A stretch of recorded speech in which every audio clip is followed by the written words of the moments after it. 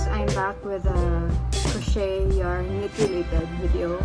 So last time I vlogged about the easiest part of knitting a sock, and then this time I'll be back with, this is actually easy, but then I find it so, how do you call that, so hassle, like the part that I don't really look forward to, but it's actually an easy part. So this will be the starting. So I'll do this part and then this part, which is actually like the easiest, well, easy part, but I hate the casting on part. I think any crochet or knitting, I think I really hate when you do the casting on or you do the foundation stitches. The materials is of course the knitting needle, so I prefer that it has long cable. Basta kay this, I don't know how to explain it, but though samok siya, but I need it like in some areas when knitting a socks. And then I'm using a Lanalon, something you can locally source. So just search up in Shopee Lanalon or in Facebook Lanalon Baguio yarn something. So this is from Baguio and it's single ply. Make sure that it's single ply because sometimes they double it. So I learned this from Erla, that she uses the Lanalon, and then a 2.25 knitting needle, and then a notebook. Oh no, a notepad. It's so cute, right? It's BTS. I got this from the Festa kit my daughter signed up to. So look, it's so cute. There's the you are my earth and all I see is you. Made by Girl Dan Cuckoo. And then coffee, and then my uniform, this shirt from my Cebu crochet friends. Oh my god, kataas sa intro. I hate making taas kaya intros. So the first is I'm like used to the sizes is I use a in sock yarn I use a 2.25 needle, and then I cast on 60 stitches. So I'll just do it also with Lanalon. It's 60 stitches is like my benchmark or my base. Everyone in the family has that sizing in that number of stitches. So what I do, so first I just cast on 10 stitches, and then from there, so muna siya ang length sa 10 stitches. So I need 60 man, so I just like 4, 6. So muna siya ang basically the estimate of the length para sa 60 stitches na cast on. I think they call this the long tail cast on. So I cast on long tail. There are a lot of different ways, but this one I find it easiest and I'm used to it. Probably there's a lot more easier than this, but I'm fine with this. So if you wanna use this type of cast on, this style of cast on, or this method of cast on, just find the tutorial in YouTube, long tail cast on. A video back if maka 60 stitches na ko. I'm done doing the 60 stitches, so I put a marker on the 30 after the 30th stitch para dali rin ako ma-divide because we need to divide it when we're using the circular needle. And then we'll divide this. Just search for knitting in circular, so you will know how to knit in circular. Actually, DPNs are fun, but it needs, I mean for me, it needs a lot of like really be careful. Kaya kung matagak, that will be a lot of work. So there. So now the 30 stitches is in this one needle, and the other stitches is on the other part. Wala pa nga needle. I will do a ribbing. So when they say ribbing, it's basically an alternate of knit and purls. So for my ribbing, I do 2 knits and 2 purls. Alternatively, the ribbing will have this effect gali. The knit and the pearl, so parang mura daw siya huot-huot. So this is probably what I hate when starting, because somehow I kind of need to like concentrate on making it tight. Medyo luag pa mo siya aning part, so medyo mag-concentrate pa. So I'm purling now. Ay, di man siya maklaro. Matabunan sa akong kamot.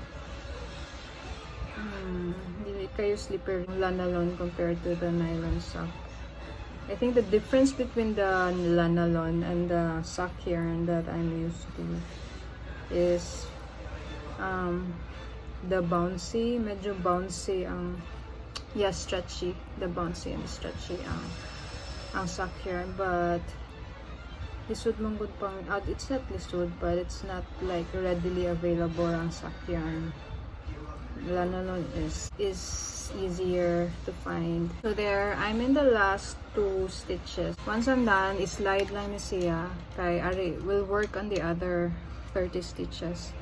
So slide siya na sa datong ibutang sa needle. So double check lang nga dili magkahibat. So just make sure dili siya matuwad-tuwad. So morning dili na ako ganahan nga part.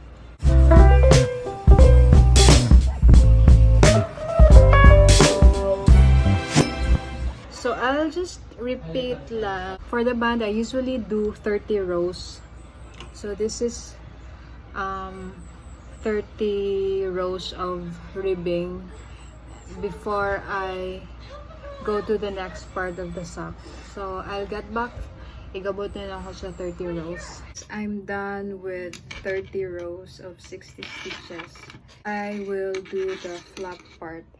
This is the flap, and then this part I will only be doing this side. So it will be like I need to make the flap on this side. I will do the flap somewhere sa back part sa likod. So this is my front and this is the back. So dire na ko imuon ang flap. So I need to knit.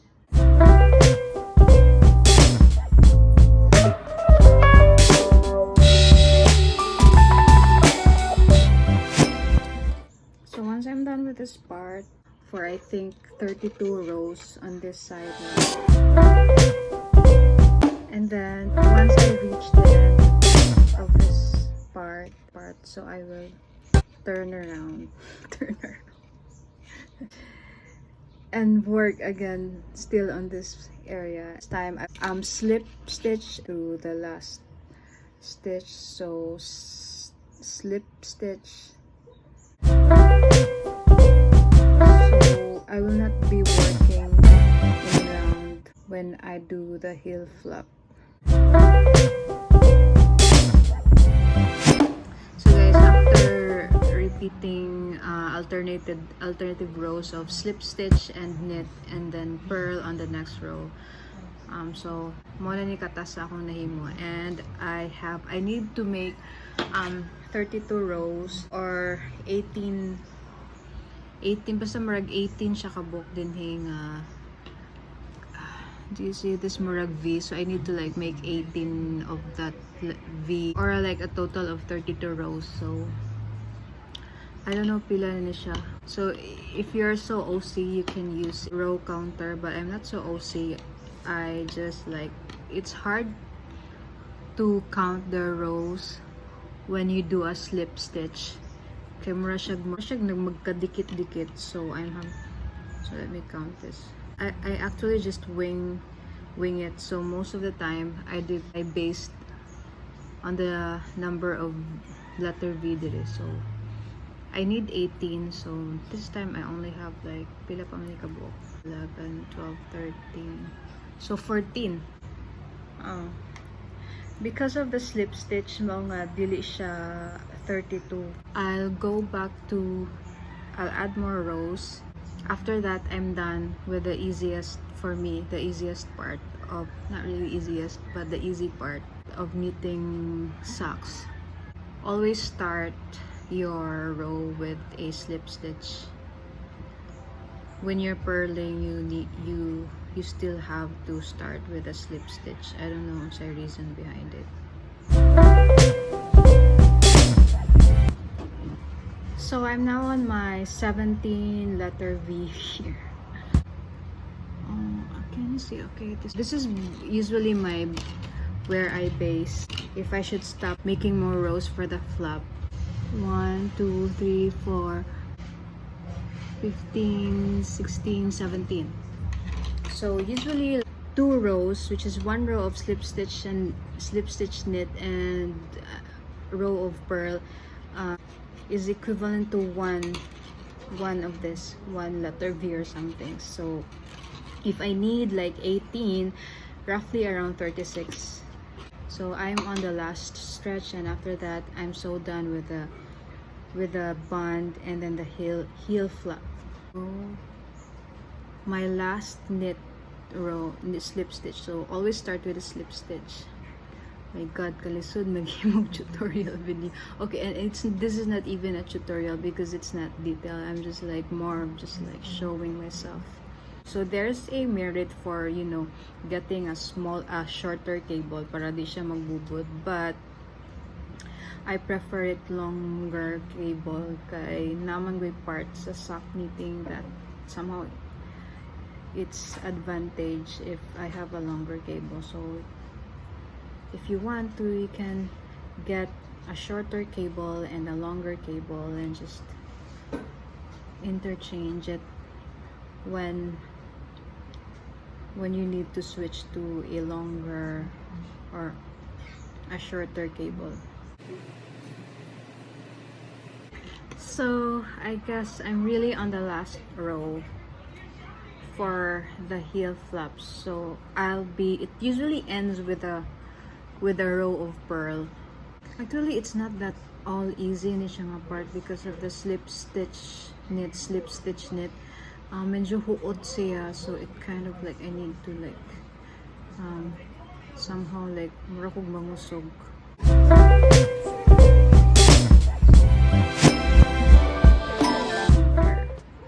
So there, last again. I'm so done with, I think this is actually 36 rows and not 32 rows, and then all in all 18 letter V here. I'm not gonna count it here again, basta mo na siya. So this is the band and the heel flap. So mo na siya. After this is, I think, the most confusing part for me, so I'll do that in another video. Hopefully I still have the energy. Bye.